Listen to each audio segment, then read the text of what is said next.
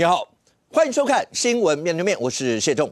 来，一开始为你介绍今天要请到的特别来宾，左边第一位，民进党副秘书长何伯文，大家好，大家好。台北市议员苗博雅，大家好。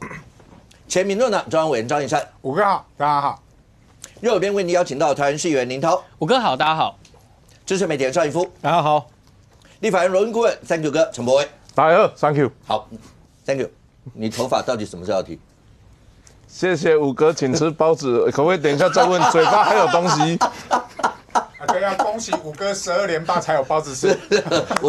我就是要等着让大家看一下吃播是什么样的一个概念。头发50-50哎，现在还什么50-50？真的吗？几率50-50。我觉得早一点剃了啦，等到那个过的时候，你也长了一些回来了啦。啊，事实上你看他们列出来的表哈，可能还会有补件的机会。所以你觉得就是中二这个选区到目前为止，2阶是不是确定能过3阶？还不敢讲一定过，不敢讲一定过。OK， 对，反正你每个礼拜只要看到你头发，就知道还没确定。对，这个是免费广告，看到我就知道，哎，中二的朋友要联署了哦，哎，不要再等了哦。OK， 好，那表面上看起来数字当然就是31比几嘛，可是你从3Q哥刚那样讲就知道，好，因为有一些要补件，譬如在你今天看新闻，南投是不是包括马文君啦或尤浩那些地方也要补件，因为会有一些被剔除的，好，剔除的过程是怎么样，有没有争议？这个等一下大家会讨论。但现在看起来的话，蓝绿两大阵营在面对到第3阶的时候，各自会是什么样一个态势？对蓝营来讲，如果好，不管是31个、25个、28个，不管多少，总是有很多国民党的区域立委都要面临到罢免。那对整个国民党中央来的话，会怎么样看待这些？而被罢免的各自委员又会怎么样？那对绿营来讲的话，那1阶、2阶。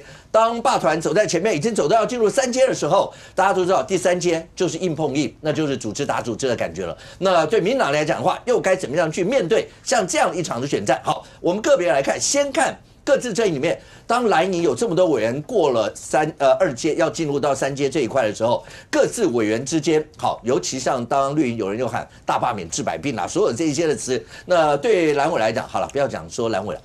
谁只要过了2阶，要到了3阶，那个心情一定忐忑嘛，没有一定赢、一定输的嘛，一定都是这个样。那要怎么样去面对？可是各自国民党的委员所出现一些的状况，譬如一战，是好，我们就从花莲来看，没错，花莲从当初大家都会对，你是户籍迁到花莲，对，哦，你看可不可以要投3阶嘛？你是讲你要投3阶嘛，对不对？我终于可以投票了，你终于可以投票。可是对傅崑萁来讲，从当初大家根本不会想到。花莲有可能要进到2阶，现在如果进了2阶，到了3阶，然后你再看傅崑萁最近，包括送车，包括跑红白帖，所有这些，某种程度也反映出没有人不怕的，是吧？没错啊，林涛最清楚嘛。新科议员要选举的时候，没有人认识，要干嘛？扫市场、站路口、送游览车嘛，这最辛苦的。对，议员才这么干，而且是通常是新科议员才会。加过来，好，每一台车拢上爱有人写塞嘛。我们傅崑萁花莲王做过县长选过立委哪一次送过车的？很少送过车。上一次送车是什么时候啊？上一次送车是针对萧美琴选举的时候，来势汹汹要跟萧美琴选立委那次，他有送过车。结果现在也没有选举。因为大罢免治百病嘛，开始送车了，真的是太阳从西边打，从西边打出来了。所以送车的时候还讲了一堆话哦，其实一堆话就是要所谓的大买票，不要讲大买票啦，就是所谓的大放送、大撒币嘛，就说我争取了很多的预算啊，这些预算也未来可以照顾儿童啊，照顾福利啊，照顾老人，一堆的预算。就有一个阿伯在车上直接讲说啊，我怎么没有看到你争取的预算花在花莲身上？这个阿伯的声音还被录下来了，傅崑萁还生气，谁送出去的？表示车子上面有人对于他的言论不满嘛，才把这些讯息给了罢团公布出来嘛。但是你敢讲你就敢做啊！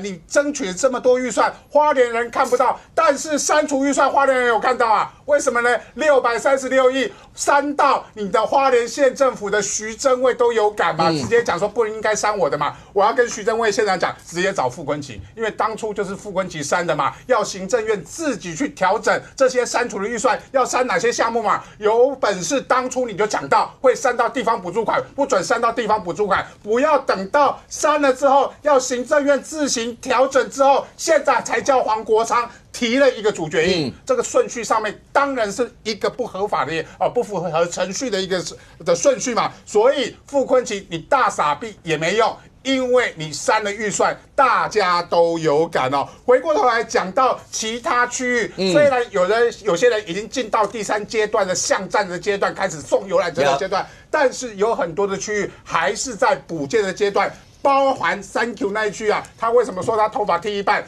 因为他的达成比例只有109%，109%离130%的安全门槛。为什么要130%的安全门槛？因为今天已经中选会有要求2个选区要补件了，而这2个选区的补件，他们达成比例是多少？南投第2选区油耗的要补件，要补700份哦。它本来是多少？128%的达成比例，也就是说，即使是高达120%的达成比例，你在南投县选委会的严格的审查之下，你还是要补700份的件嘛。更何况马文君也需要补件，他要补到1500份，安全的份数大概2500份，因为你送的补件也有可能被严格审查嘛。但是这些补件有没有道理？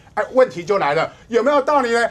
今天罢团就开这个记者会说，你南投县的选委会对我们的审查是过分严格的，是不合法的、不合程序的。为什么呢？我举这个例啊，当初我们都说龟山的龟很难写嘛，每日一字一下，凤也很难写啊。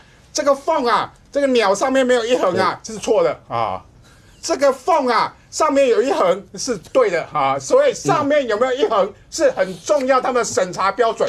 问题来了，这个凤，南投有叫什么凤林乡或什么呢？如果是我们凤林乡就算了，因为那个写要写对嘛。但是这个是姓名的姓，签名这个凤字全部被删掉。我签名的时候，我张医生的上也随便乱写啊，就是因为太复杂了，所以常常写错也好，或者是我们会比较草写嘛。只要签名是证明是本人的，你应该就让他过啊。即使你认为有异议，也应该寄所谓的这个查询单啊。但是南投县选委会都没有，他怎么讲呢？他说我直接去核对我们户政资料库里面的你的签名，我们觉得有异，我直接把它删掉。好，南投县选委会你这样已经自证违法了，为什么呢？沈伯洋今天都讲嘛，签名潦草从来不是联署无效的理由，户政签名资料根本不能拿来做比对啊！你有问题应该寄所谓的通知书嘛，你应该寄查询单嘛。这些查询单查询是不是本人签名，你怎么可以自行用所谓的户政资料里面的签名来做核对？这个东西已经违反了相关的行政的程序，所以中选会今天也发布了要做行政调查。但是行政调查之前，我们还是要说，因为每一份补件，每一个人的联署书，在罢团心目中都非常的重要，他们要争取到所有的每一份联署书都是有效的。但是因为补件只有10天的补件期，所以在行政程序调查当中，他们还是怕说，如果行政程序来不及调查的时候，到最后我的罢免联署无效的时候，那怎么办？所以大家还是努力的联署起来。那我要跟中选会讲说，这个啊是南投县选委会的选举名册。我昨天去查这件事情的时候，发现这个选举名册本身，这些选举委员本身都有一些问题啊。因为一般来讲，地方的选委会，我为了选务公平，各政党虽然不能超过1/3，但是各政党都会有1名代表在里面。但是南投县的选委会全部没有民进党其他政党的这个代表在里面的第一件事情。第二件事情，它里面有县政顾问跟县府指派的人，就已经超过9席里面的5席，其他3席都是县政顾问，有2席是县府的官员，所以还有1席的国民党代表，都已经超过半数了。其他无党籍人士，过去我们在选委会都知道，无党籍人士应该也要聘请所谓的选务专业或者是律师，当为这个所谓的无党籍的代表。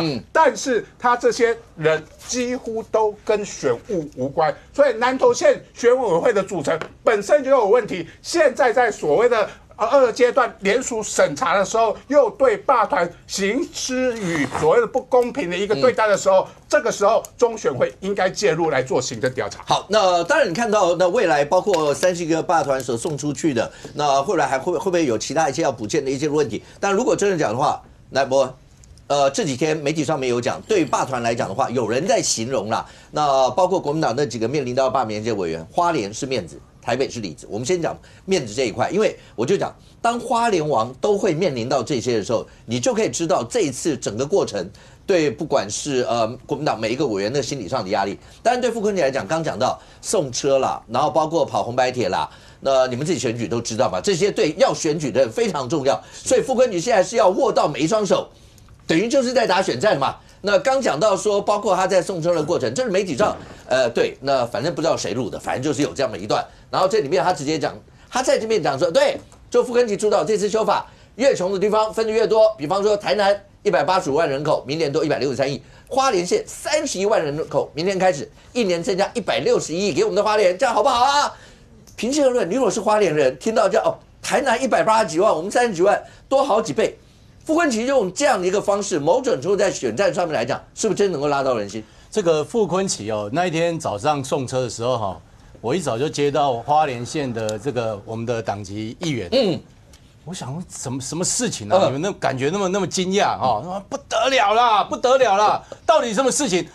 傅昆萁去送车了，就让傅昆萁早上去送车，为什么你知道吗？为什么大家那么惊讶？因为傅昆萁是在地，他们夫妻俩在地已经10-20年了。坦白讲，花莲无人不知，无人不晓。再怎么样不知道，连国小学生都知道，联络簿上面会贴傅昆萁夫妻的照片。你要去这个拜拜的时候，那个金纸拆，每一面都是傅昆萁的肖像也在里面，几乎不会有人不认识傅昆萁。结果傅昆萁，尤其他在地方上掌握了这个地方的这个资源，包括他在中央又是国民党的重要的党团干部。你想想看，结果他因为这次的大罢免，他整个感觉是不一样的。他去送车，早上如果是6点的车，大概5点就要起床。好，5点起床赶到那边，然后呢，这个还要一台游览车，一台游览车上去。坦白讲，一辆游览车一车大概顶多了哈，也是40-50个人，大概45个人，大概是极限40个左右。你想想看，每一个游览车这样跑，表示什么？表示他面对这次的罢免，他会紧张，他会担心，他会害怕。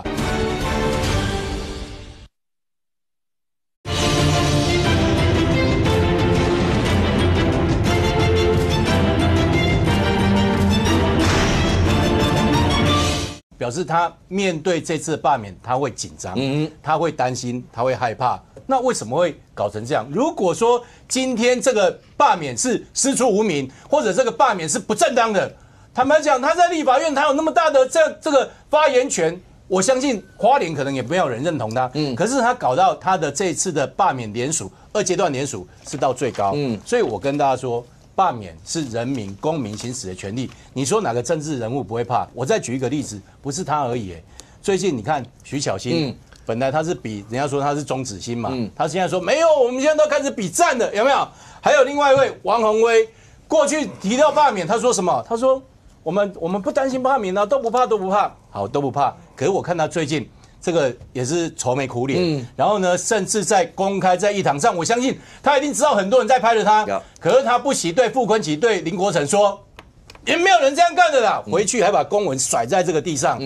我相信以王宏威的状况，他过去也是媒体出身，他一定知道这个动作很多人在看，甚至有人在拍。可是他为什么做这样的动作？我认为他在表达对傅昆萁的不满。所以我回归一句话，我觉得公民社会力量大，而且大罢免真的是这个治百病。OK， 林涛。大罢免治百病嘛，尤其像刚才讲到国民党一些委员，当然你客观的说，每个人面临到像这样的话，一定多多少少有一些的压力。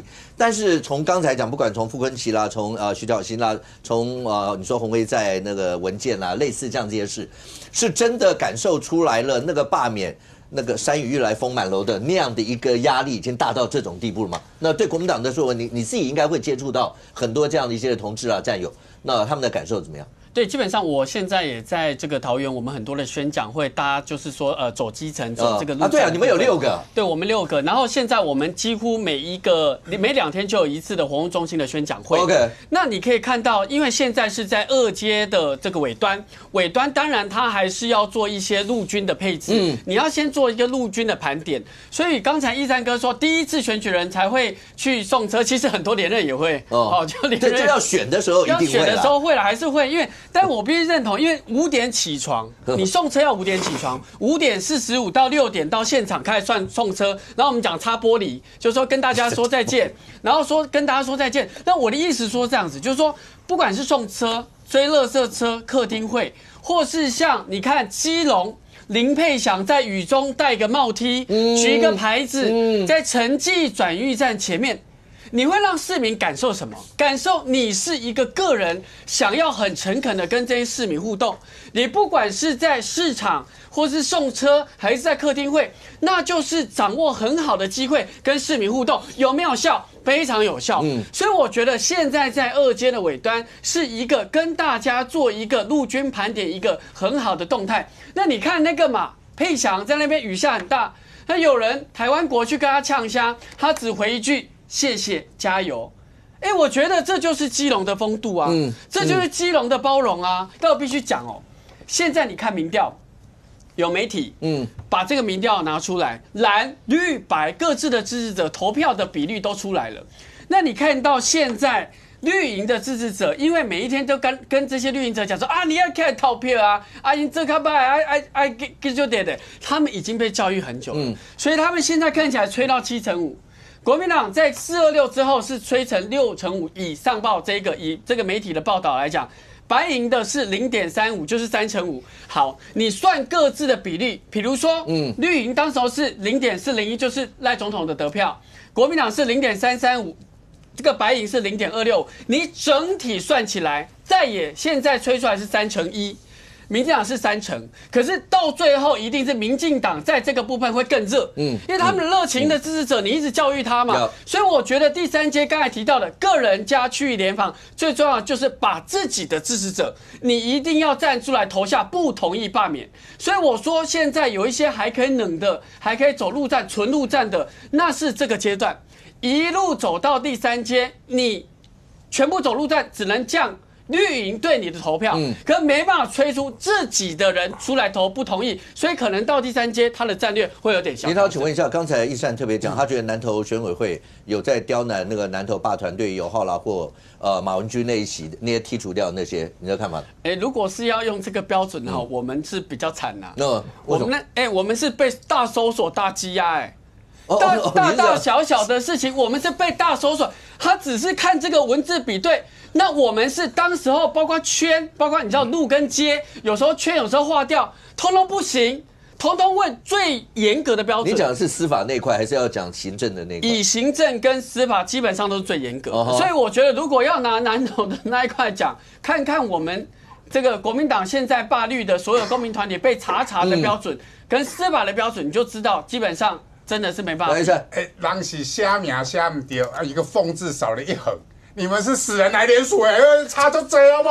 你差那么大，然后你相对比较来说啊，那个我们叫做司法迫害，如果没有往生者联署，会有司法迫害的问题。往生者联署，所有的县市在审核名单，往生者联署是伪造文书这件事情是毋庸置疑的。但是写错名字、签错名字，你要用查询单去查询。联署跟幽灵联署，大韩没有1000多份死亡联署，卖个欧北。95份，我刚才已经提1000多份的样态是不符合规定，中间有95份，我刚才其实是这样讲。OK， 那要讲到现在国民党的要面临到罢免委员的心情呢，那现场只有一个人可以感受得出来，来 ，Thank you， 绝无仅有，就是你。当时面临到这些，那个心情百转千折，可不可以跟大家分享？不过有一段你跟人家不一样了，刚刚林涛有分个别。要面临的心情跟团队，你没有什么团队，你那时候就一个人打嘛，然后最多就你自己的团队嘛，你没有人家有个政党什么可以力挺或者什么这些，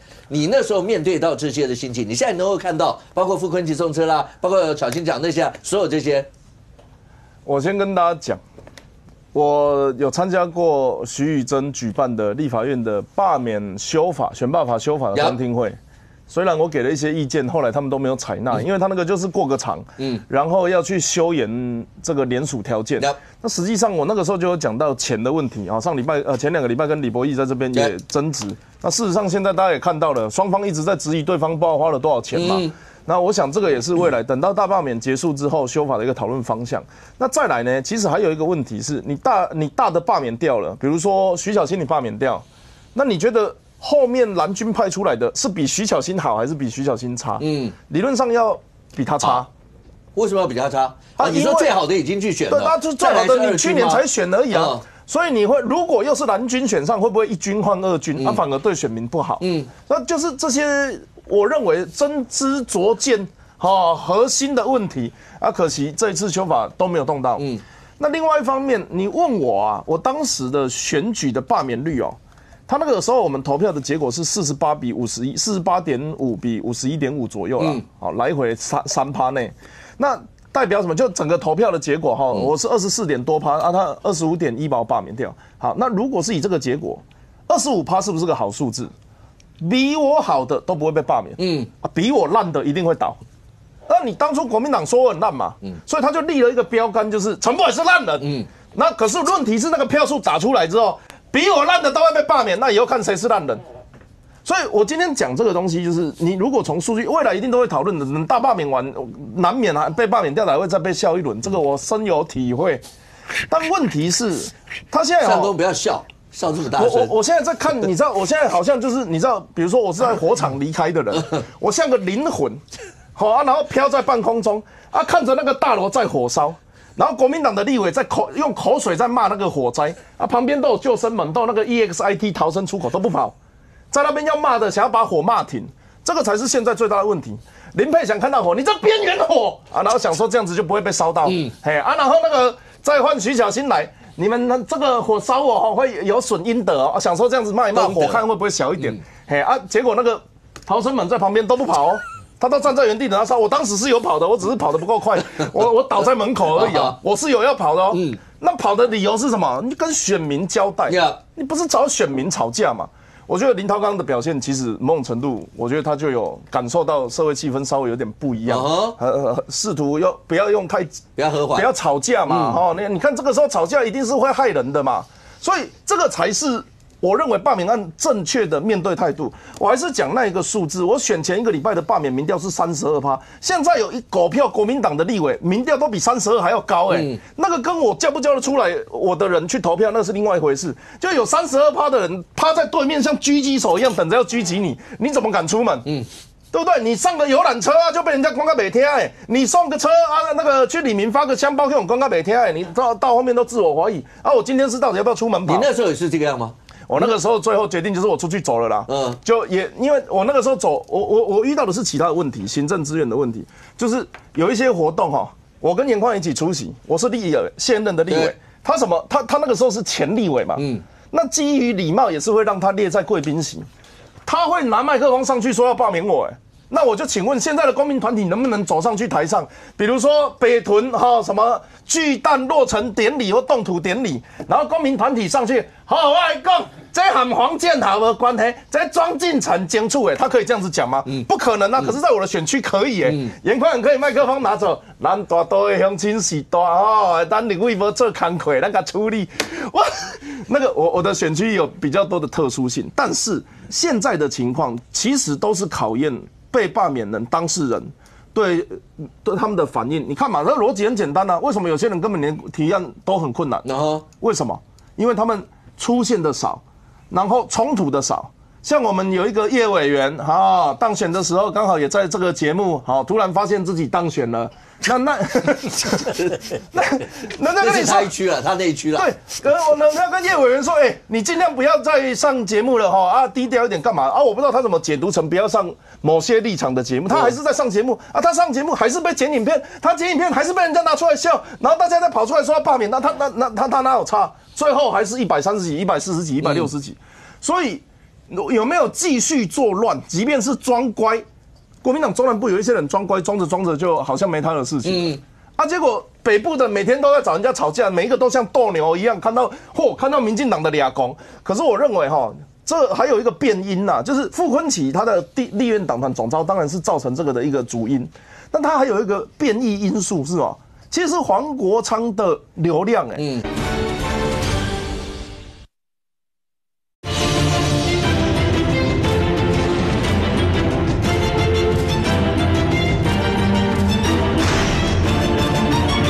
傅昆萁他的立院党团总召当然是造成这个的一个主因，但他还有一个变异因素是吗？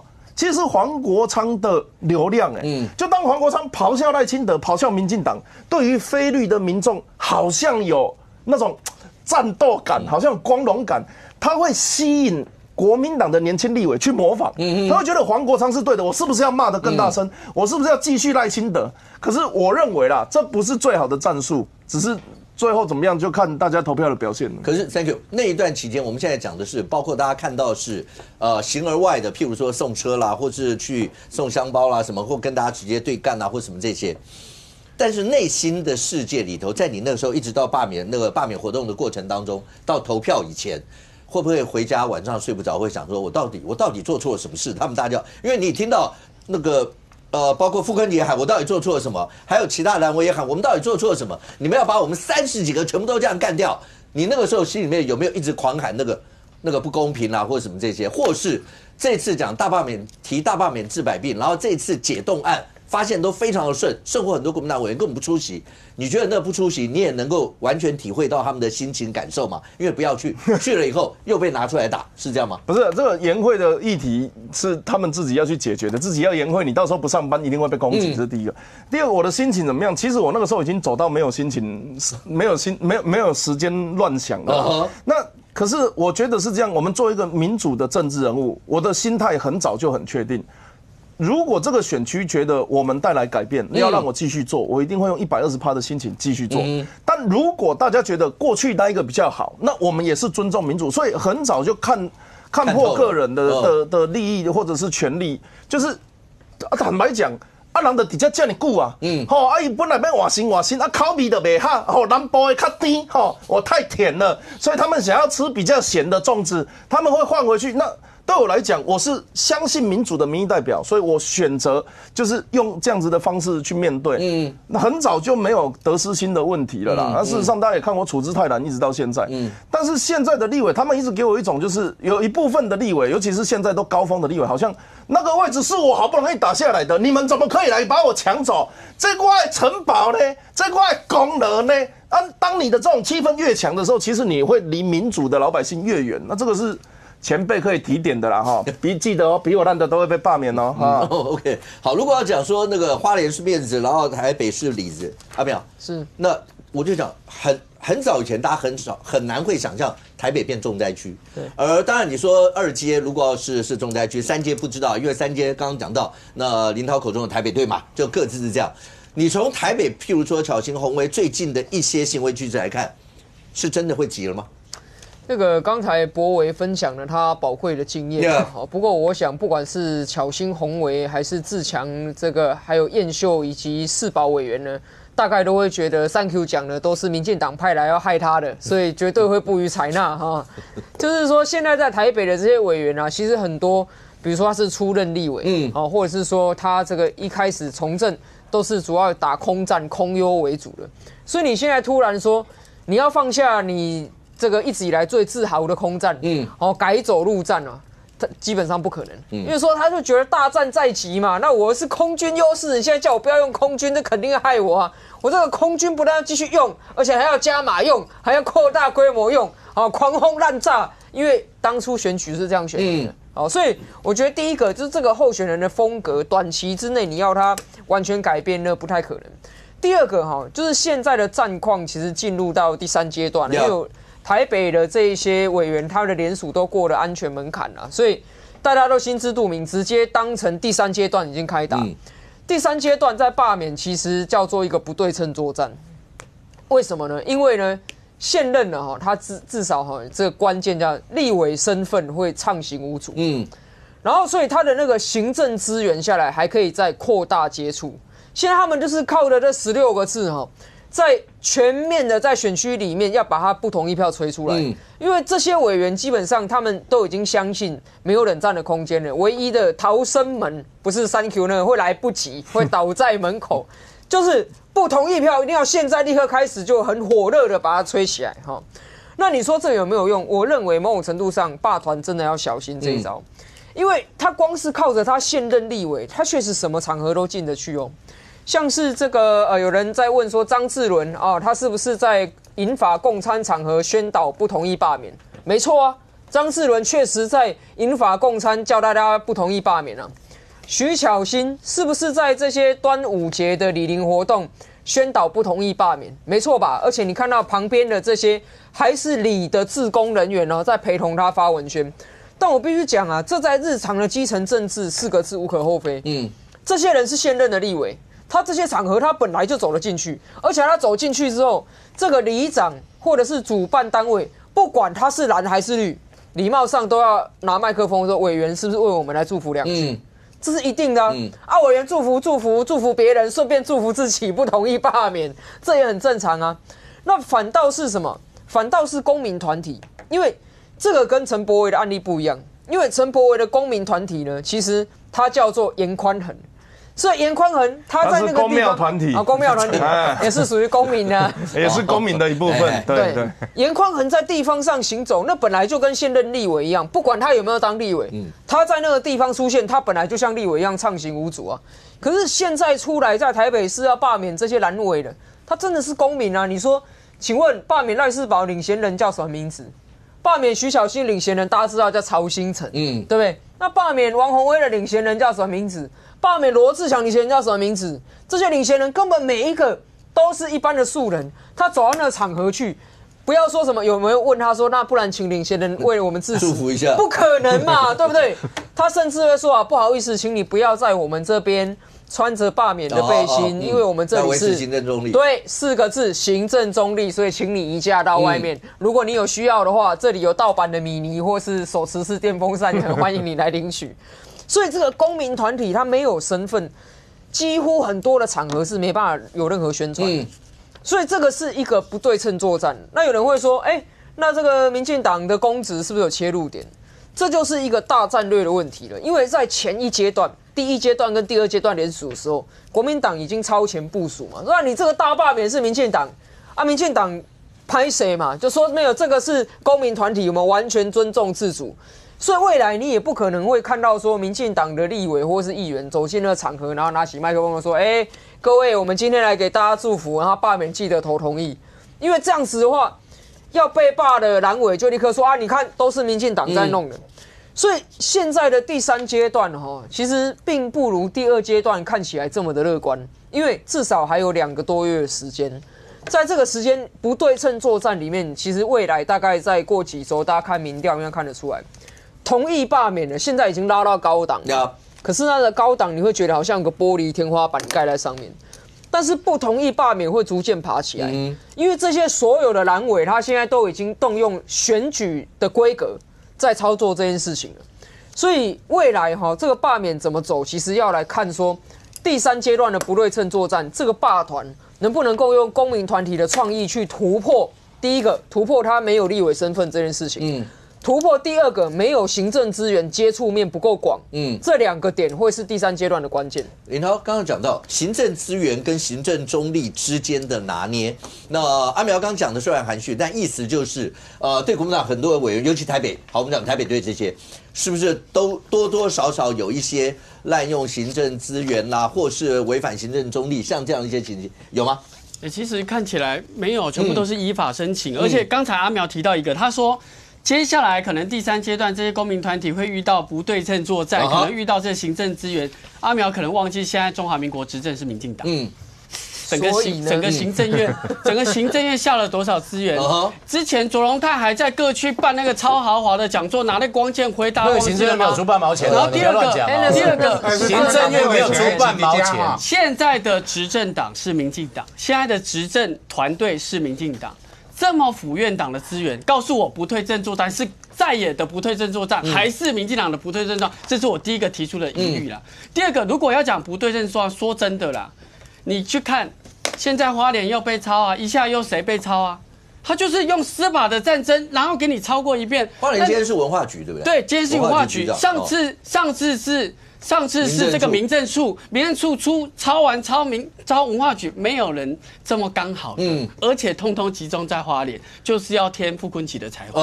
所以我觉得这是第二个司法的战争，大家真的是不对称作战。第三个，因为现在行政院的一般补助款2501亿。这个是法定的预算。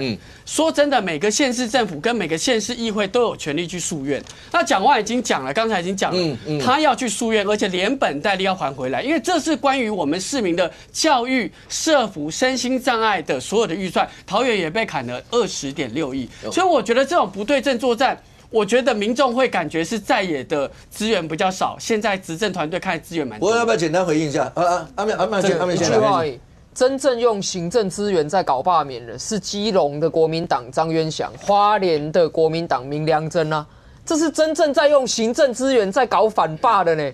你说赖清德有用行政资源助大罢免，讲一个具体案例？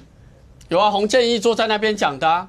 洪建义说他跟罢团开会，盘点现在的战局。没有，建议说只要在讲这件事情，一定张医生要澄清，因为我坐在他旁边，他口误。中央党部有跟罢团开会，我也知道，就是秘书长去代表主席开会，但是赖清德从来没有跟罢团开会。有啦，洪建义的脸书有说他语速过快，所以口误。这跟行政看民众觉得，这跟行政资源，我刚讲就行政资源嘛，行政资源助大罢免，讲一件来听听看。讲来讲去就是基隆的户政系统跟花莲的户政系统啊，那这是哪一个党？基隆跟花莲不是民进党吧？来，你是民长副秘书长，简短回应一下。其实因为刚刚这个阿淼讲说这段期间会担心说这个罢团会有一些这个因为冷却期，我本来也有点担心，我本来觉得阿淼讲其实有道理，可是我刚听到领导回答，再想想翁小玲，再想想谢龙介，我觉得应该不用太担心吧，对不对？我觉得今天其实大家在看，例如说我们刚我就举一个例子好了，行政院例如说人民是头家那个几场宣讲会。你知道我们做到什么程度？连首长他自己这个搭车要到这个会场去，通通都不是公务车，也没有用公务车半毛钱。整个会场、整个行政没有半毛是公家出的，通通都是党部的资源。我请问，连这样我们已经解释得多清楚，他还一再拿出来在那边抹黑。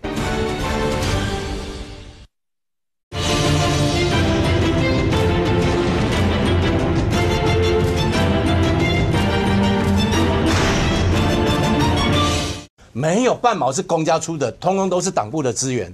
我请问，连这样我们已经解释得多清楚，他还一再拿出来在那边抹黑，所以就是有这样子在添柴火嘛？这个我回应第一个呢，洪建义他第一时间那个东西，我们也第一时间讲，绝对没有这件事情。洪建义在这个他是什么上次已经有讲过民进党发言人，然后现在洪建义又讲，没关系，给民众去看到底他是这个讲太快口误嘛。第二个呢，看到民进党的宣讲场次。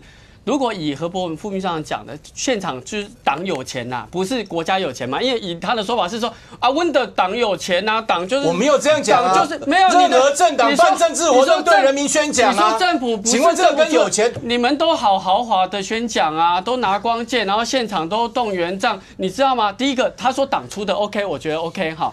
第三个他说这个政府没有下任何资源，请问？在所有的包括南投当时候的这个补选宣讲，多少政务官去宣讲啦？现在的公民团体的宣讲有多少政务官去宣讲啦？政务官如果利用非公务时间去宣讲有什么问题？我请问你，领导你到底懂不懂？蒋万安也会用非公务时间去帮蓝委宣讲。蒋万安还把5个被罢免立委揽在旁边说这叫台北队，可以看到嘛？所以你可以看到现在中央，所以这个逻辑的问题。所以你现在讲说蒋万安有，那你也是有林涛在，我对第3阶罢免充满信心。其实何伯文秘书长如果用有谁在，其实这不是一个讨论议题最好的方式啦。加油，加油！来怎么样 ？Thank you。罢免公道伯说话了哈。你觉得蒋万安？或者是侯友宜，他们拉着国民党立委的手说：“这做认真呢，不要罢免他呢，好不好？这民进党要甲诱了来，这样算不算一种行政资源的，或者是说行政单位帮忙说话？这第一个。第二个，我看到的啦，民进党因为现在国民党的就是要反罢免嘛，当然民进党当然希望罢免他们嘛，这个大家也不用掖不用藏，但是行政部会啊，哇，那个真辛苦啊，他们那个话讲到嘴巴门口啊，还得让老百姓讲出来，不能自己讲，总统他没有讲过大罢免这3个字啦，啊，谁有讲？王义川有讲啊，柯建铭有讲，那个他们要不要讲？他们当然要讲，因为他在立法院被人家摔，被人家揍嘛。那中央有没有去做这件事情？我认为就算是演的，也演一个没有啊。但是反罢免方没有在演的，就刚刚讲的那些首长，他们是手拉着蓝叶元之也是很认真，有吧？啊，侯友宜的底下很认真，啊，赖如宪的底下。谢谢我们的委员官员啊的开心哦，有个人在那边谢谢，所以这个没有那么复杂，地方政府能够直接的，尤其是里政相关的系统，它能够接触到最广最多人。那这一些相关会被罢免的蓝委啊，他们都刚好待在国民党的执政县市。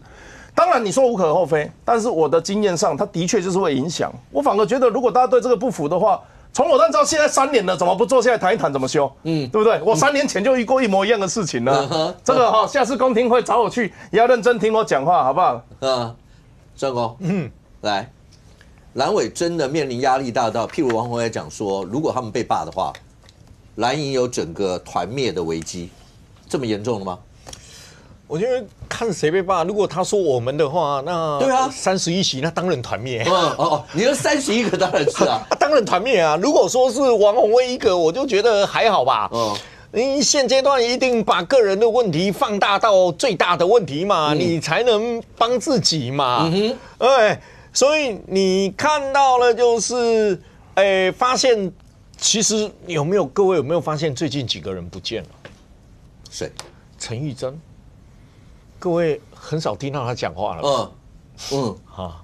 然后你看，记得上个礼拜我们还在讨论翁小玲跟徐思俭在那边啊，你为什么你不告诉我去哪里？去哪里开会啊？礼拜1过了，在场法制委员会国民党的立委加民众党的立委全部不在场。你说那个解冻案得不到，奇怪，你当初问那个徐思俭问成这个样，解冻的时候人不见了，黄国昌人也不见了，然后王宏威也不见了，王宏威这回其实司法法制全部都不见了，那我就觉得很纳闷啊，那一开始在咆哮，你们秘书长为什么没来？怎么样？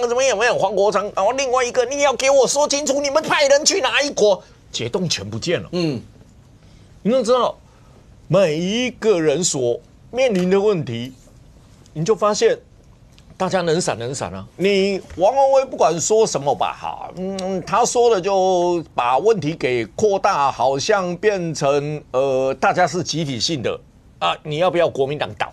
你要不要国民党团灭的问题嘛？那把国民党会不会团灭当作诉求，当然就是情绪性刺激支持蓝营的人要出来投票嘛。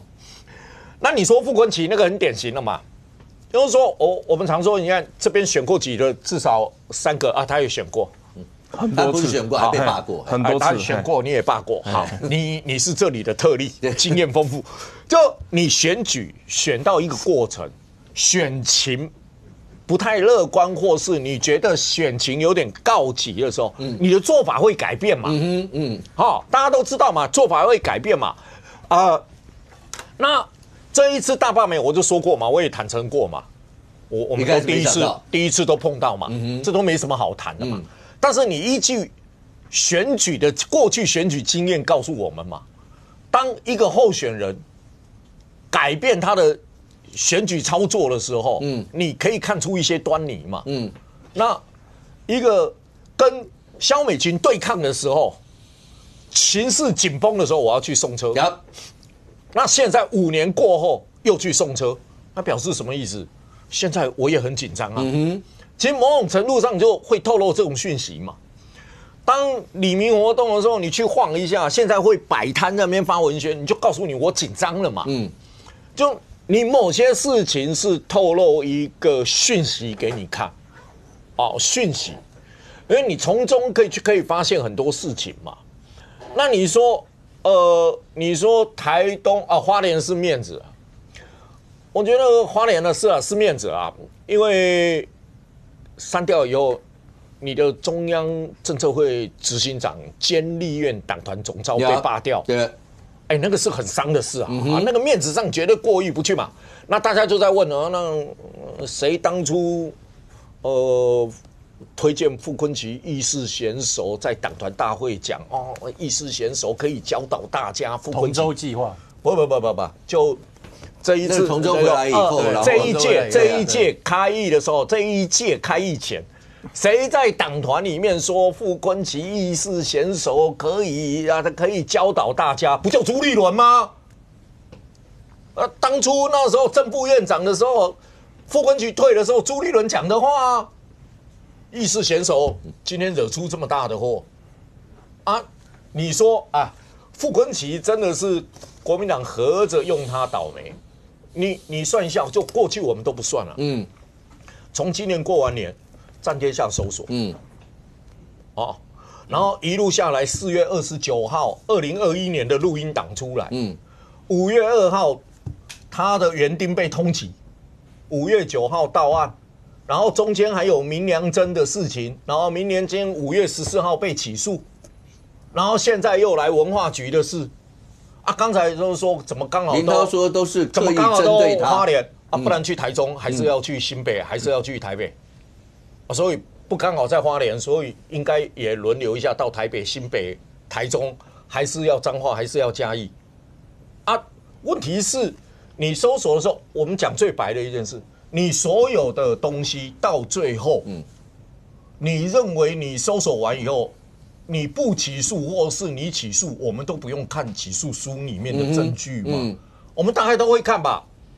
所以明良珍我们已经查户口，以为他是查水表，结果我一看起诉书，我的天啊，他连那个电子签章什么都在弄，起诉书告诉你的所以到最后很多事情看起诉书，看起诉书。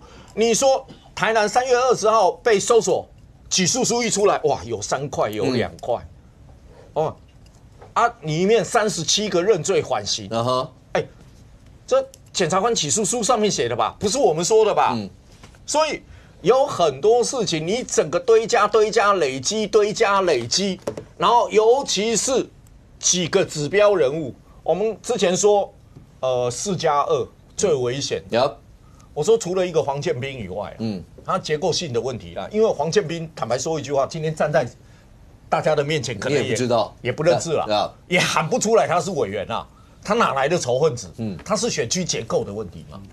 那另外3个高仇恨值王宏威、徐小新、叶元之他们是全国仇恨值牛许婷跟罗廷伟是地方仇恨值他们在地方仇恨值很高他们全国仇恨值根本没办法跟什么徐小新他们比但他们地方仇恨值高那你整个一路下来，你到今天为止，你觉得尴尬不去开会也被消遣，你去开会，你怎么去面对当时你们要喊杀喊动预算的时候那个狠劲？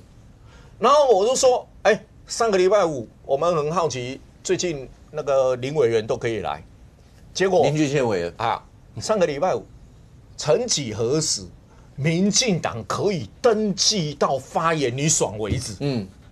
请问你从去年5月17号院会审立法院职权行使法，沈伯洋一堆从那个台子上被推下来，一直到前1个月好了，什么时候有可以畅所欲言？民进党畅所欲言，就上个礼拜五，既然黄国昌的案子可以供大家发完言以后，下午表决交付委员会，你说罢免，你从去年青鸟运动开始，一路到今天的立法院，你不觉得议事的文化改变了吗？那改变的过程当中，是民进党变凶悍了，还是国民党变温和了？当你国民党集体的表现都已经是这样了，你就告诉你集体的忧虑嘛。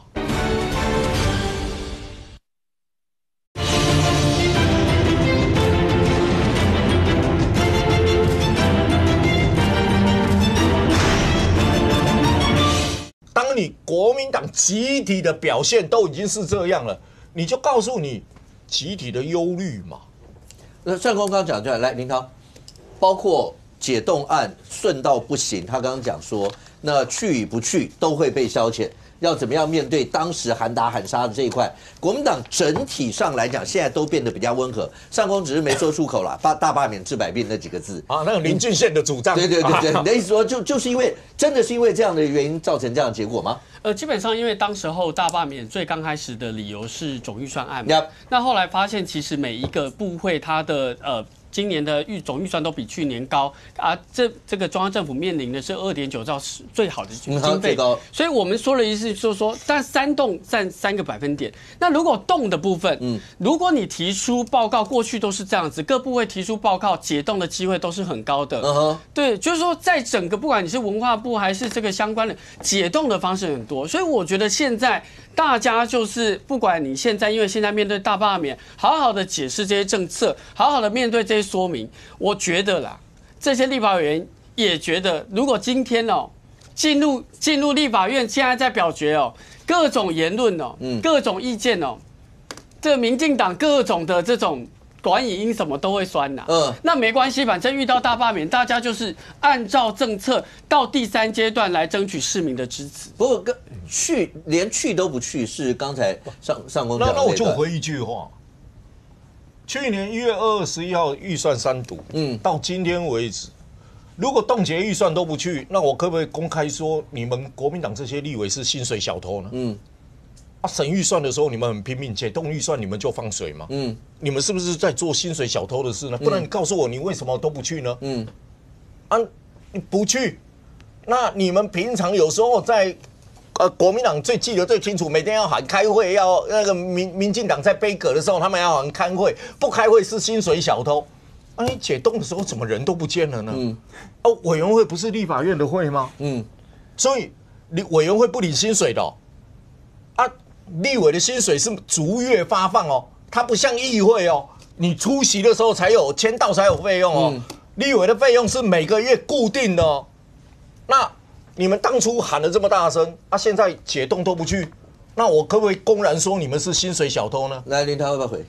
过去民进党也很多开会的时候在跑选区没有到的了，所以我觉得不用说大家把现在特定的案子起来讲说这场你有来，这场没有来，基本上民进党也会看某一些议题他没有到嘛。但我有资格骂，因为我是赋税者我是缴税的人你们民进党跟国民党骂那是你们的事冻结跟删除的是国民党现在要解冻的时候，你们竟然不来你还怪民进党过去有没有来民进党现在在帮行政院解冻，当然要来所以每一个人要不要出席这场会议，每一个立委都有心中有盘算嘛。那我要问国民党是，如果你们现在不来，当初为什么要冻结？当初为什么要删除？这才是选民要问的问题嘛。我有很多的时候面临到这些问题，整体看，国民党委员是不是要降低整体的仇恨值？就也不要去那个地方。然后刚刚也大家都提到，现在的网络上面短影音只要去一下，全部都会这样。所以很多人一些做法，我就直接讲林佩祥，大家都不懂为什么在2阶的时候。到了尾端去讲了这么多的一些相关的一些争议的一些言论，然后现在看起来是要进3阶了，他就站街头下雨，然后一个帽 T 站在那个地方，有人跟他讲反对的一些语言，他也说尊重或什么，所以整体上面现在蓝营两个做法，第一个拉高自己，用仇恨值的方式把自己的支持者推出来；第二个就像这个标准模式。就是循着去年谢国良的模式，用这样的让大家就觉得说，你们不要这样子欺负他嘛，何必呢？是用这样吗？这个武哥，因为你是这个，对，我是基隆人，你是读者文摘评选最受信赖的主持人，蝉联12届，所以你的节目我也不能乱讲我跟你讲，我自己内心真正的评估我本来认为林佩祥这次。这个2阶的顺风车他是搭不上的，他不会过。为什么你知道吗？因为去年谢国良已经罢过一次，我觉得基隆市民现在的心情应该是休养生息。可是为什么到最后会冲得这么快？因为林佩祥一直在后面招手说：“等我，你知道吗？”真的是因为他自己，所以你看他那时候那个边缘人说了，还有什么狗狗拍出来的东西，激怒了基隆人，甚至说基隆没有什么文化等等这些话。好，那所以他现在开始要改变他的形象，所以他用什么？他学谢国梁，他用什么？背琴牌，他背琴牌站在雨中，这个。我就这样讲啊，不要说他是这个基隆的这个世家大家族，你一般候选人一般候选人、一般政治人物就好，民意代表，甚至一个议员我站个路口，我随便旁边总有个助理嘛，助理2、3个陪我，应该正常吧？对。如果选举的时候后面一长挂20-30个都不是问题，对不对？他现在面临罢免，他自己一个人，而且在雨中，他穿着雨衣在那边拿着一个牌子，就他一个人哦。他要凸显什么？就打背琴牌，就是要学谢国梁。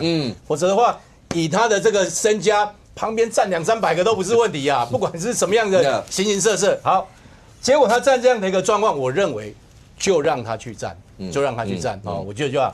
那因为我这位台湾国的这个陈大哥，对，他是比较热心一点的哈，他是因为这个画面跟去年谢国梁对有点几乎是一样的画面出现过。对，他也是到谢国梁在旁边的时候，那个直播去讲类似这个。那当然，这位陈大哥他去，当然他也是说啊，这个林佩祥很有风度啦，等等啊。但是我必须讲啊，本来林佩祥站在这个雨中，也许没有人报道。就像上次我也是听到这个一位老师哈，他说他在外面的那个公车站看到林佩祥在那边发面试，对，也没人注意到啊，对不对？那他在这边站也许没人注意，可是因为这个镜头哈，让他这个雨中的形象增加了很多的点阅率。其实我是觉得没有必要。我帮佩祥讲一句话哈，因为基本上从过去这个谢国梁的罢免，你可以看到。他们前面天才就说：“你们这件事情就惹怒基隆人啊！你看谢国梁的罢免，第二阶才会过嘛，通通一样，都在复制。可是基隆人到最后选票是不同意的。然后今天谢国梁的满意度又创新高，为什么？因为欺负伤济啊啦！大行特别讲什么欺负给人，你们才是欺负基隆人。所以今天林佩祥愿意把他的助理一部分放在立法院继续处理法案，一部分在地方跑服务，他自己站在雨中来跟这个市民请托，我觉得这是合理的。那个我本来不想讲哦，那林涛既然要讲，我讲真的啦。今天他站出来在这边，他跟他说：“我不是边缘人哦。”坦白说了，换另外一个角度来讲，他也是在表达人民的心声啊。这个也没有错啊，他也没有对他大声嚷嚷或怎么样啊。所以他说尊重啊，所以我觉得大家互相尊重就好。那你说谁欺负基隆人？在地的立法委员，在立法院，然后他说公开讲说这个基隆什么霸团都是什么拍出来的什么东西，狗狗肚子痛，这个事情他没有道歉的。他后来还这个加码，所以我觉得这个政治人物真的坦白讲刚好就好，你不要让大家觉得说你很超过，因为你是有公权力的人，你站在一个高位，我觉得你这样对待自己的选民，不管他认不认同你，不管他们罢免你，他毕竟是你的选民。39看起来每个人碰到这个状况，林佩祥从那时候讲的那些争议的什么边缘人什么到现在是这个样 ，OK 好。但除了这个以外，因为现在很多委员要进入3阶了，对，进入3阶，你看到媒体上面就在讨论3阶。民进党到底应该扮演什么角色？国民党刚才林浩也讲了，国民党因为一开始就我这么多委员被罢，我肯定政党一定要卯下去的话，我一定是要台北对台中，就你刚刚讲侯友宜要不要帮这些人，蒋万要不要帮这些人？那如果真的这样打的话，3阶呢？民进党在里面，你觉得他应该扮演什么角色？3阶民进党应该扮演什么角色？全力出击啊！不然要干嘛等天亮？是不是？这除了执政行政单位应该要坐在自己的位置上做该做的事情，其他的我觉得就是能出去的就出去了。因为现在已经是公民团体在前面冲，你不能让他们孤单。因为这一些人其实某种程度，他就是在2024不一定有投给民进党的人。因为这一群人的带动，才有办法让民进党去跟着他们追着他们联署。那这一些人，他过去可能不要小看，那里面有其实很大一个比例。之前谢国梁的时候，我们在讲，大家也不相信，里面有一定比例的人，他可能是总统给柯文哲，或者是不分区给民众党的，他后悔了嘛？他发现说我本来只是要跟我的状况一样啊，我换个新口味啊，结果这新口味不合，我想要投回来啊。那总是要有这种犯错的机会嘛。但是呢，我觉得他们应该怎么做？除了民进党要制造，我先讲公民团体应该要怎么做了。我认为要继续要继续说话，说什么话？什么叫继续说话？继续说话。其实 open book 了啦，解法都在赖清德的嘴巴里。有没有听过菩萨为因，众生为果？去年这个时候他说什么？大家有印象吗？投票可以输，论述不能输。是这一句话让他们从去年沈伯洋被摔下来，一路在财划法、限速法、选罢法、总预算案到后面的公投案，一路以来。每一件事情不厌其烦的，不论是开直播，包含阿苗，他也有在自己的很不同的平台，包含这个媒体，一直讲。那你知道这句话对国民党，就这个是逻辑的问题，你知道？对国民党听到的，对严宽很听到这一句话，投票不能输，投票可以输，论述不能输。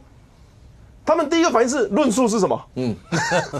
他们不知道怎么论述的啊，他们只知道说我选上了，我的对大。我伫地方，阮老爸就是大的，好啊！我去甲林焕仪、傅昆萁就是大的，啊！我这一票昏天，吼！所以大的叫我创啊，我就创啊；大的叫我投票，我投票。出代志谁会负责？大的要负责，傅昆萁要负责。他的逻辑就这么简单，他没有在跟你讲什么法，你叫他看他也看不懂啊。所以他们是逻辑不一样。为什么动3案他们不出现？你知道吗？他们的逻辑，我跟你讲，国民党的逻辑真的是这样：我动你的东西是为了逼你来跟我谈判。我其实没有真的要动你的东西。可是当赖清德执政党在这个中央单位，他们是怎么做的？老板说要论述啦，啊，你没有理由，当然就跟你弄到底啊，对不对？你要有理由，我们就讲嘛。那个过程就是一个辩论的过程，结果被黄国昌带坏了，程序委员会退案嘛，什么东西都不跟你讨论嘛，然后门关起来嘛。所以导致没有讨论的空间的时候，一路论述就是绿营跟国民团体压着打。林涛也算是口才辩捷，他很多东西他根本也不知道怎么跟帮立法院讲话啊。其实根本不是总预算案，总预算案只是爆点的。前面财划法有没有？我就问一件事情，不管是林涛或者是他们青年军，甚至是台中市的副市长。没有人能解释台中市为什么在财划法第4名没有人可以解释人口第2大，士农工商都有，从海边到山上，就只有台中得天独厚的环境，为什么第4名？你国民党解释有听啊？为什么台湾比台中多？台北、新北为什么比台中多？结果卢秀燕只会谢谢卢秀燕掉8.5%，这就是完全没有论述。你叫郑道，你可能我不知道郑道兴或者是什么研考会主委或者是谁来讲讲看，为什么财划法台中是第4名？台中哪里对不起国民党？没有人会讲，罗廷伟不会讲，廖伟翔不会讲，王建豪不会讲，没有人会讲，江启臣不会讲，所以没有论述的情况下，那这个就已经是战场优势了嘛，强势战区。那公民团体接下来就是不断的去讲，任何人问我的意见，接下来根本做，除了选举之外，公民团体就要用你们的脸孔，用你们自认的语言，用你们接近你老百姓、年轻人的声音，用你的方式去讲，让你的身边的人，或者是让街上的陌生人知道你为什么感到委屈，你为什么无偿的愿意站出来，你对立法院哪里感到不满？那这些东西，民进党就充分的给予论述，所有的论述，这个都在1年前就已经讲过了，投票可以输，论述不能输，而国民党是一直不听，把这些东西当成耳边风，然后轻视民进党立委，轻视台湾另一半人的民意，才会演变成现在这个样子。林涛，国民党是根本都不会论述吗？像刚刚陈柏惟讲的这样？没有啦，基本上看起来过去你看，像我就以基隆为案例，每一次你前面添了柴火，后来变成大日5次，全部都是败诉。那你前面添了柴火，然后每次一直换，这次也是一样。总预算案后来民进党不讲了，他改别的，他每2个月就改别的。不是只有这个总预算案问题喽，是一个委员他怎么样了哦，谁又怎么样了？理由很多，找理由而已。其实最终就是他们早就想要发动大罢免。OK， 来一下。总预算案从去年年底国民党乱删预算，黄国昌说3道有感之后，讨论到今天，什么叫做只讨论1、2天？已经讨论到今天都还在讨论。我也要骂卓荣泰啊！你不骂我帮你骂。为什么南部的县市努力在捍卫自己的地区预算、县市预算的人也要被删？也要被删25%，不对啊，应该全部保留啊。台南、高雄应该全部给，嘉义要全部给啊。谁要删？桃园要全删啊。6席都是国民党立委，全部举手说3道有改了，全部删掉哦，删掉636亿，就删掉自己的地方预算，不是吗？他们要求行政院自己去调整啊。所以行政院如果要调整，不捍卫自己的预算的立法委员应该全删嘛，桃园应该全删，这才对南部公平啊。否则这些捍卫自己预算的立委为什么要帮你行政院捍卫预算？这个是我的意见啦。卓荣泰还是对你们蓝营非常好，还是对大家都非常公平，还是全部统删25%。所以预算到今天有没有继续讨论？有嘛？刚才讲到说民进党在第3阶段要什么角色，我直接讲，国民党的角色在大罢免运动比民进党的角色还要重啊！大罢免运动的主席是谁？朱立伦嘛。如果不是朱立伦发动以霸制霸，惹出一大堆司法问题，大家怎么会知道原来志工签联署书是这么的辛苦，这么的感人？这是朱立伦帮这些志工在讲话啊，他发动了一个以霸制霸，惹出自己的司法问题啊。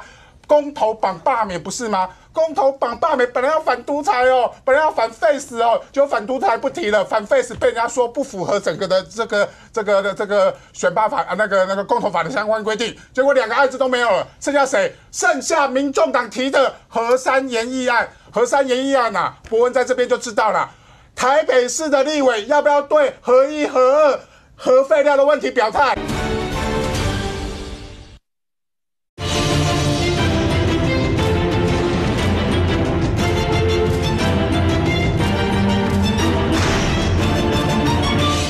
台北市的立委要不要对核1、核2、核废料的问题表态？全部要嘛。新北市的立委要不要表态？要嘛。只有一个人表过态啊，徐小新啊，放我家我 OK 啊，徐小新表态啦。其他立委要不要表态？全部不敢表态啊。这一题公投案到底有没有利于国民党的罢免案？完全不利嘛。为什么要配合民众党提，配合黄国昌提？所以啊，我从来不怀疑黄国昌毁掉国民党的决心啊，灭掉国民党的决心啊。到从去年的所谓的国会扩权案，到预算3道有感，到这一题的公投绑罢免，全部哪一题是帮到了国民党？全部都在害国民党啊！结果呢，国民党还很乐意的配合黄国昌，配合民众党，伤害自己的政党。来，你好，其实不是哈，你可以看到民进党自己在总预算案发的图卡，这是民进党中央发的图卡。我们知道地方叫做统筹分配款加一般的补助款，在这个图卡里面写得很清楚，中央法定支出一般补助款它是没有办法动，它是法定支出，真正删除的地方在下面。所以我觉得，如果今天在删除各地的这个地方一般的补助款要推给蓝白，说这3%里面有这一个部分的话，其实是资讯完全不对，也对于中央法定的预算的法规不了解。所以现在各地的县市首长都在进行诉愿，他进行诉愿是连县市政府以及议会都可以申诉了，因为这是中央法定预算的2501亿，中间的650几亿。所以我觉得说一码归一码，如果今天要讲蓝白3预算，现在还是中央总预算是历年来最高，可是地方的一般补助款真的不要乱删，因为这跟蓝白的3%是毫无关系。没有这件事情就把预算跟所谓的当时那个统筹分配款跟地方补助款全部都要把它抓在一起了。而这个抓在一起里面，对于地方县市首长就有角色，而这个角色。刚刚林涛口中包括台北队、台中队、桃园队，也就是说那个地方那几个都是蓝营执政。蓝营执政县市首长势必在这次大罢免里面会去扮演很重要一些的角色。蒋万安一定见不得5席里面掉1席嘛，那他要连任的。卢县可能会有竞逐大位，那他那台中，尤其像市区那3个年轻的委员、新科委员，他更不能让掉。也就是说，对国民党来讲的话，这几个议题，包括跟钱有关系的议题，老百姓感受一定最深。而这个最深的时候，县市首长跟这些要面临被罢免委员，就会结合在一块吗？那对于罢团或民进党在第3阶段能够突破这一块吗？政府其实它是你可以把它看作一台精密机器。这个精密机器你修改一个小地方，它会牵一发动全身。所以之前国民党就是在战略上面的思考非常的浅薄。这个林濁水曾经评过傅昆萁啊，他说3大王到了朝堂之上就会难登大雅之堂。其实某种程度上确实啊，因为傅昆萁他当初修财划法，他打的算盘是什么？打的算盘是从中央搬钱到地方。那他只想要搬钱啊，是没有跟着钱走啊，跟当初动审的时候不一样啊。当初动审的时候是事随钱转，钱随事转。这个中央跟地方把省府的业务分掉了，钱也分掉了。那傅昆萁的3大王抢钱计划，把钱从中央搬到地方之后，事情还留在中央。当时就有非常多这个财税的专家不是律委是财税的专家提过说，是没有跟着钱走，未来一定会出问题。但是没有啊，不复议，也不提出新的修正版本。总预算的时候，傅昆萁想的是什么？也是头脑简单呐，反正我就删嘛。而且傅昆萁因为他当过县长，他知道什么？删你业务费，对不对？小小的一个比例，但是掐住你的心脏嘛。对，我掐住你心脏之后，我还可以再酸你。左荣泰，你的总预算还是历年最高，如果删2%，你就不会执政，下台算了。当时傅昆萁、黄国昌都这样讲嘛，他们觉得那个时候压叫过压威，不止预算多了，业务费多了，核心的这些相关的跟政府运作有关的预算多了，嘴巴也讲赢了，多风光。现在反过来遇到一件事情是什么？遇到了好统删939亿，其中你们能够明确化科目的只有300多亿。有600亿，你们蓝白委没有能力明确化科目。现在的问题就是出在当时你600亿，你开了这个门，不明确化科目的统删，现在害到我们地方政府嘛，就这么简单一件事情啊。冤有头债有主，我们就要问我台北市议员，我台北市少37亿预算，我就要找立法院算账，为什么你那600亿不指定科目？你那600亿为什么搞统删？因为你当时统删，你就说啦，行政院自行找出要删的嘛，是立法院你授权行政院去自行删的。你说怎么行政院你删到这地方暂缓拨付地方不算，这不合我意。对不起，你当初通过的预算案里面，你就是600多亿的，你叫他自行统删、自行补足。那我们说害到地方政府，开玩笑，37亿有些人说。你看这完全应验了什么？完全应验了青鸟讲的话。之前从1月、2月、3月、4月，青鸟大罢免不是一直在告诉你说，虽然政府预算、中央政府总预算是史上最高，虽然删除的金额只占不到3%，但是因为科目的关系，会让你动弹不得。现在应验了吧？蒋万安当时卢秀燕也跟着这些蓝白立委的论调说。预算史上最高，如果还不会做事就要下台，对不对？台北市今年的总预算2000亿，中央暂缓拨付37亿，蒋万安痛不痛？蒋万安痛不痛？蒋万安现在喊痛啊。那我也知道为什么啊，因为科目的问题嘛。虽然37亿只占2000亿的1.85%。少了这1.85%，为什么蒋万安就喊痛了？因为科目，如果你科目不对，我们就要另寻37亿裁员。那可问题是，国民党你不能话只讲一半啊！你现在这些地方首长，你现在喊痛的时候，行政院被剁掉2000多亿，其中有这么多业务费的这些科目的问题，你要不要要求傅昆萁解决？现在解决问题很简单啊，傅昆萁、黄国昌。请你们恢复那600多亿的统删嘛。今天蒋万安说他要为台北市37亿连本带利讨回来，赶快蒋万安打给傅昆萁，跟他说副总召，请你赶快恢复那636亿的统删，这样子我们的37亿就不用被暂缓拨付了。赶快卢秀燕打给黄国昌，如果想要卢昌配的话，赶快恢复那600多亿的统删，这样我们台中市的地方补助款就不会被暂缓拨付了嘛。那如果你连这都不做，一天到晚在怪说行政院怎么可以剁掉我37亿？对不起，如果你这样子讲的话，那人民就会去问说，那蓝委你为什么要搞这个统删嘛？那对于这5席立委的反罢免是有反效果，人家一定会问他说，你那搞统删到底什么意思？为什么害到台北市？这5个立委讲得出道理吗？不过现在看起来的话，打仗有很多时候打仗那个气势很重要。上国31。如果是比零，你可能会觉得搞不好到最后真的会挂零。你那天讲说搞不好真的会挂零，多难看！国民党一定也知道，所以当时在第1阶段要进第2阶，还记得吗？19比几、20几比几，然后就一直到35比0，然后一定要罢掉绿营的一些。也就是因为这样以罢制罢，后来惹出了一堆的风波嘛。到现在，那赵刚评估一下，他说蓝营如果破蛋，唯一的希望在吴思瑶。那吴佩英呢？吴佩英又最近，你不能怪小平在节目里面会有点抱怨，他在节目已经讲了不是1次了。打仗大家军令严明，说不准去帮对方，你怎么能够去帮对方？但显然没有用啊，就是国民党籍的里长，然后站台的，然后合作的或什么，所以对于他们来讲的话，未来真的30亿要挂，破蛋，唯一就剩吴世尧那一区了吗？吴佩仪那也没有办法了吗？我觉得吴佩仪那边，你以小平议员的说法，联署都很困难啊。那不是说他已经都是逐户去敲门了吗？都很难了嘛，哈。那另外你又看到了，又有里长跟吴佩仪同框嘛？那之前就已经有一个童文轩了，现在又有同一个，还是2个不同的国民党里长哦。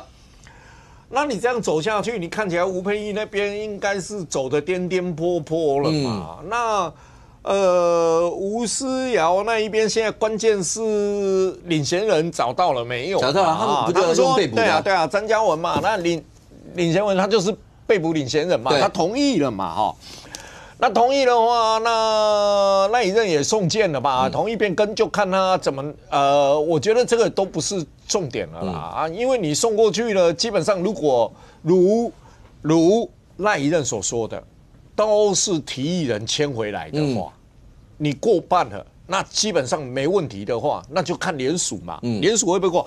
赵少康说他可能唯一一个，我觉得就是双吴之间哪一个可能性的而已嘛那听来听去，其实那天我记得我是说31比1啊，结果就是因为钟小平说的很困难，我才把它修正为说我要把它改成0。你本来是觉得吴佩仪那个是有可能？我觉得也倒不是吴佩仪，就是说国民党一破蛋一定会想办法弄出一个人来嘛，不然那个0很难看嘛。上空，你觉得那个0跟1的意义真的很大吗？我觉得完全没有什么太大意义了因为基本上。你一个投票，那罢过了又如何？没罢过又如何？反而是你的人被罢掉了，你守那31个比较重要。对，你31个，这里面才是你最大的问题嘛。那他本来就没过半，民进党本来就没过半嘛。那你多罢掉我一个，就算你罢成功，我还是没过半啊。但是。问题是我本来就不会过半现行我就算被你罢掉一个也不会过半，那你必须考虑的，国民党必须考虑的，我可能会被罢掉几个，万一补选，如果我们一败涂地，过半可能就是别的党你基本上应该要去思考这个问题吧，因为如果真的1实在是没什么意义啦，那你要象征的意义就是我从0变1，我不是没有，我只有一个，那有意义吗？我觉得完全没有意义就是说你这议席呢有什么象征性的意义？问题是你的31席里面，你怎么护住里面的席次，让你在国会里面的结构性依然处于一个优势地方？否则说实在话，如果过半的不是你。民进党拿到过半了，从此呢，从此以后呢，你还去拉民众党有意义吗？蓝白合作有极大的意义吗？所以关键我觉得那个意义真的没什么意义。赵公既然这样讲，林涛，你们自己评估能够31比几？就是可能的数字。如果赵刚上公讲0跟1真的要守着那个面子的1吗？为什么不干脆就守？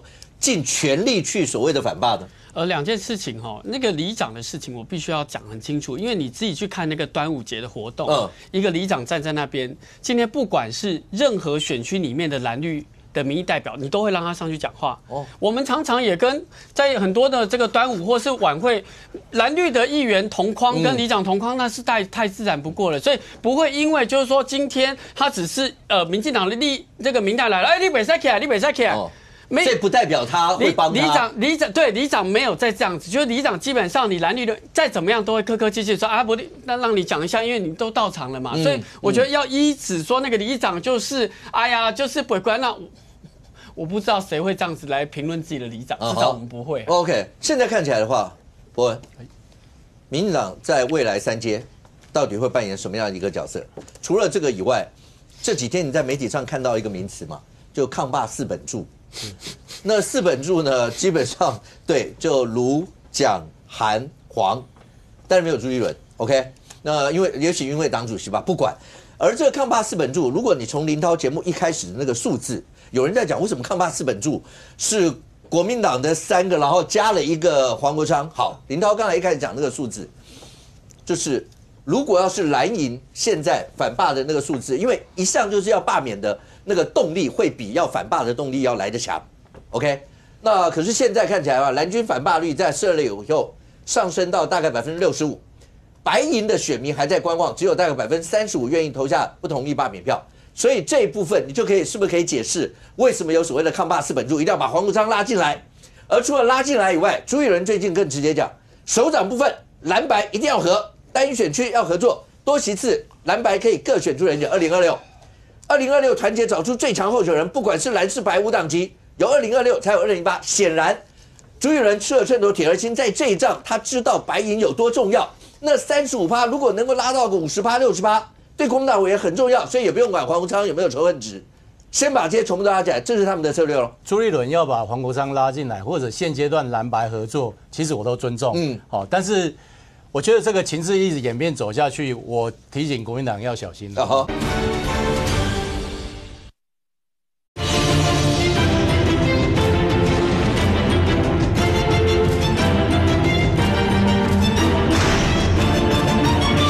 但是我觉得这个情势一直演变走下去，我提醒国民党要小心了，因为这个黄国昌他有一个很厉害的特殊的一个能力哈，他到哪里就会有一些影响啊，例如说他过去在时代力量啊，然后等等，那反正他这个人的角色是多变啊，也许等到哪一天这个新北市长选举的时候，突然他要不到他的东西或怎么样，也许又有另外一番他的这个面容又出现，也不一定。但我要讲就是说，罢免其实很困难，所以罢免正当性很重要嘛。我觉得其实这样子啊，就是说你们要罢这个北投的吴思瑶，我觉得我们也都尊重，但是我觉得那个正当性要出来。我举例来说，那个五哥我还是再次强调，你是读者文摘12年，最受信赖，我不能乱讲。我们在这边讲破舌头，国民党都不相信，所以国民党今天为什么会这么惨？他不相信是罢团在那个都是他们不相信是罢团在主导，他们一直都觉得说这个就是你们在前面，罢团只是你们的附庸附随组织。其实我告诉大家，真的是刚好相反。一个正常的政党是说啊，面对这个民众哦，这个排山倒海来的这样的一个罢免力量，应该要深切反省，就是说到底哪里做的不对，我们哪里该改进一下啊？也许这个总预算案确实做的有点过头，怎么样去补救啊？我们也在希望，例如说赖总统那时候透过院际协调，然后之后又透过这个复议案，我们就总是苦口婆心，希望国民党悬崖勒马能够回头，他不听啊，他就硬要干到最后就怎么样？那尤其是总预算23那一段，那个已经激起民众的这个愤怒。我是觉得国民党再怎么样在那边狡辩没有用，大家都很清楚嘛。你今天地方一般型的补助款很简单嘛，你如果不是国民党在那边23，全世界有这样在监督执政党的，就反正我就是一定要删到quota636亿，实在删到已经不晓得要删什么，回去你们自己删。你如果觉得哪里浪费哪里啊，你如果真的觉得说这个健保补助、癌症新药补助不必要，你就公开讲嘛，就说我要删这个嘛，对不对？他也不讲，那反正我就是还留636亿，你们自己去处理，一定要把它删到极致，删到光。那我们也没办法啊。那到最后，国防、外交、教育、社福很多根本不能动啊。好，那怎么办？只有一般性的补助款。那实在是也很困难，我们也很百般不愿意，没有一个执政党愿意这样做的。可是被国民党逼成这样，那一直到现在。国民党都完全不知道他们到底出在哪里，反正他们遇到事情就推赖清德，遇到事情就推民进党。我跟大家讲，如果这次的罢免这个是民进党可以完全主导的话，我们党内的声音不见得说一定都要全部这样推也有不一样的声音。可是我们很清楚知道，如果当公民团体全部都觉得说他们已经没有办法忍耐了，你这个时候你站在民意的对立面，你会被民意所淹没。相反的，国民党到现在不知道问题在哪里。我就举吴思瑶，你知道吴思瑶或吴沛这两个选区，这很清楚嘛，这就是国民党主导的嘛。那国民党主导的，你既然是你党工主导，你就自己党工出来扛嘛。你万华领先人，你不能找钟小平吗？不能够找那个他们在地的那个议员吗？可以啊。你找一个李孝亮，然后搞得他妈妈整天哭哭啼啼。你找一个士林北投那个张孝敬、张克进，他到最后他不愿意，他跑到苗栗深山躲起来了。然后你还骂我还要这个假装是什么哪一个公民哪一个踢党，就是你国民党主导，这个跟我们现在在罢蓝委那种全民主导是完全不一样。所以我觉得国民党自己要看清楚这个病灶，才有办法治病嘛。你刚刚讲的是2阶，3阶，民进党会站到最前面去吗？也不可能站到最前面，也不会站到最前面，不会站到最前面去。3阶一样，还是公民团体在前面啊，领衔人是公民团体啊。但是你说我们的角色是什么？我们的角色一样，我们就是当罢免团体的志工。选举过去选举，我们不管是坐轿抬轿，也许我们是主角，可是罢免不一样。罢免我们就真正扎扎实实是志工。你说之前有一次什么说什么，我们去跟这个罢免团体开会，我告诉大家那是为什么？因为大家记得刚开始罢免的时候很辛苦，这边去说什么，被赶，然后被人家吐口水，然后这个不行那个不行，然后行政刁难，那我们到最后就觉得说那我们有我们的民意代表，我们的干脆不然这样子，不然我们的也我们的这个民意代表也开联署站，或者他们有什么困难真的受到刁难，我们可以透过民意代表去协调，去帮助，就是这样而已。我们是扮演志工的角色，跟国民党是完全不一样。何副秘书长的发言是经不起考验。2件事情第一件事情，他说全世界哪有这样在监督执政党的？全世界就是在监督执政党，民主国家都监督执政党，没有一个国家像台湾在监督在野党，而且呢发起大罢免，美国也没有大罢免。你如果说单一的1-2个，他有什么乱政 ，OK， 那我们来检验。但大罢免在全世界你找不到，这是第一个回应。第二个回应，刚才这个何副秘书长是说，在回应我。他说：“哎呀，你看啊，好多的那个公民团体呢，上这个跟这个绿营的民意代表开会，是要解决问题啊。”不好意思因为我找出来的资料之前讲的罢免罗廷伟台中的，他在2024年的6月25号就在找领衔人，然后就告诉大家怎么样用内账来募款。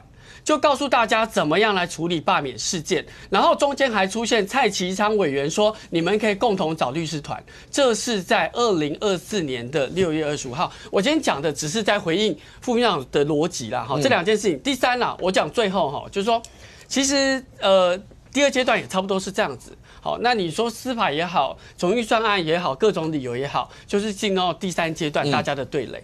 那进入大家的对垒，真的就是诉诸大家对全民有一个民主国家，可以从去年发动大罢免找领衔人一路到现在，然后告诉我们这1年来做了什么重大的政绩，其实民众自己会有感的。能大波要先回。我们台湾是个民主国家，我们的媒体自由程度甚至远胜过法国。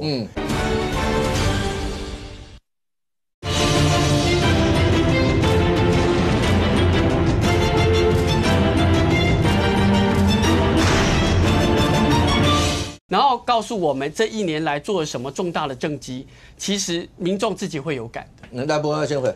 我们台湾是个民主国家，我们的媒体自由程度甚至远胜过法国。结果这样的一个民主国家，在国民党眼里，我们是希特勒，我们是独裁者。然后呢，他们可以在独裁者希特勒这个执政的这个总统府面前，然后喊说这个赖清德下台，每天骂这个赖清德。所以我觉得国民党自己才犯了逻辑上最大的谬误。同时我一直强调，他去用希特勒跟这个纳粹的图像。到现在为止，国民党也都完全没有任何道歉。我在讲，从头到尾的这个死亡联署这么多，一件一件的这种严重伤害民主、严重动摇民主根基，到现在国民党党主席通通都在骂民进党，没有半句道歉或反省。医生。我补充一下这个国民党一直忘了，在立法院他们是执政党，至少蓝白加在一起超过半数，所以在立法院他们是执政党。现在在罢免立法委员，罢免立法委员的目的就是我们针对你国会的执政多数，他是不满的。对于国会里面的多数蓝白这些62席的立委是不满的，所以发动了大罢免，希望能够改变国会结构嘛。而我要讲的是说，政党都有自己政党的利益，国民党就是太信任黄国昌，太信任这民众党的8席，认为应该跟这8席合作，我才可以在国会为所欲为，导致今天结果嘛。所以你看到今天林涛讲得很好，民众党的支持者只有4%的人才愿意支持你的罢免案为什么？我为了自己的政党发展，你国民党少一席，我黄国昌就可以跟你国民党第4阶段的时候这一席我们学姐出来选，我们谁出来选，我民众党可不可能因为大罢免的时代被罢免掉之后，我跟国民党的协商，我多我国会的席次来增加我政党发展的力量？有啊，一定要是这样子的任何政党都有私心，任何政治人物都有私心，而国民党最大的问题就是相信了黄国昌这一个人。可是阿苗，现在看起来不只是朱立伦相信黄国昌，因为你可以看得到，好，426以前，然后2个党主席就在野高空会，然后接下来你看到朱立伦讲2026。一定要合作，看起来那不只是多席次的合作，连单一席次的大家某种程度，那只是要让哪一席或怎么让，那是另外一回事。那一定是要先解决大罢免的事嘛。可是不止这个哦，像王宏伟委员是今天在质询上法务部那些的时候，就直接点名一些办柯文哲案子的一些检察官，然后说为什么这些人可以升官？你可以感受得出来，有媒体解读是说，因为这个时候对于小草一定会觉得，对啊，你们这些人是不是这样？所以王宏伟讲的话会切这种白银或小草的心。而用这样一些模式，你也感受得到，很多蓝营的委员在面临到罢免的时候，一定要把白银的人深深的、牢牢的抓住，更不要说是黄国昌。所以在未来只会有越来越深的合作，不会因此出现奕善刚讲的状况。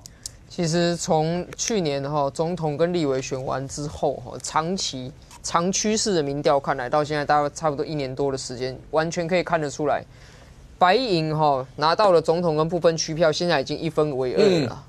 就是说有一部分已经回流到民进党，而还没有回流到民进党的这个区块，基本上留下来的支持者，他的意识形态跟对政治的想象都已经跟蓝营是贴合的。所以从最大的格局上来看，从总统大选选后一直到现在的发展，其实黄国昌领导的这个党他已经逐渐在有新党化的倾向。就是说成为国民党他旁边这个跟着走的一个尾巴党嘛。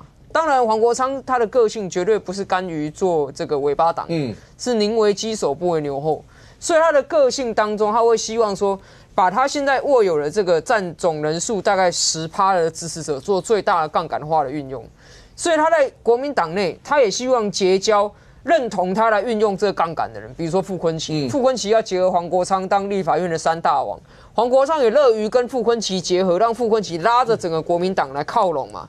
那比如说现在遇到的罢免危机不管是罗廷伟也好，对不对？罗廷伟就哭倒在黄国昌怀里，黄国昌拍拍他说：“不要怕，有大哥这样的这个风范哈。”那王宏伟对不对？现在也在帮柯文哲出气，不要说以前他在台北市议会怎么骂柯文哲了，现在王宏伟已经成为有柯的立委。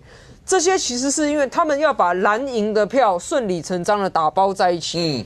那所以其实国内的政治局势，你长时间来看的话，在总统大选结束之后的这1年多以来，其实蓝绿就是更各自回归而已，没有任何所谓和解的氛围，或是中立化的力量正在茁壮，都是相互会变得更极端。